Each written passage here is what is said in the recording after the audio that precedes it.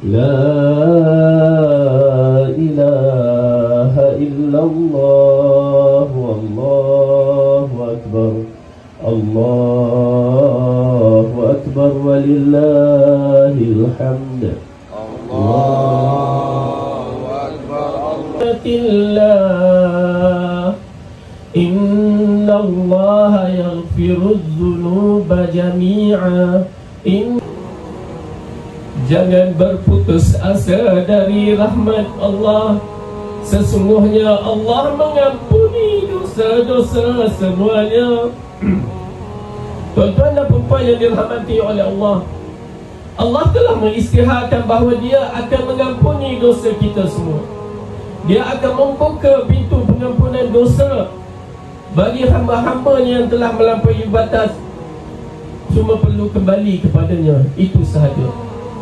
Alhamdulillah, hari haji ini adalah hari yang mana Allah membuka pintu pengampunan untuk kita.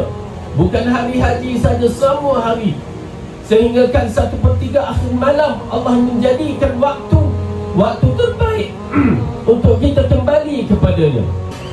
Apabila dalam firman-Nya Allah mengatakan wabil ashari hum yastaghfirun, sehingga ulama tafsir mengatakan waktu terbaik di antara waktu istighfar adalah waktu sahur.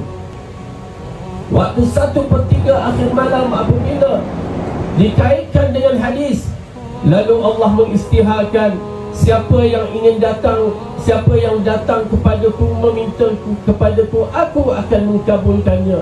Siapa yang datang memohon keampunan kepadaku, aku akan ampunkannya.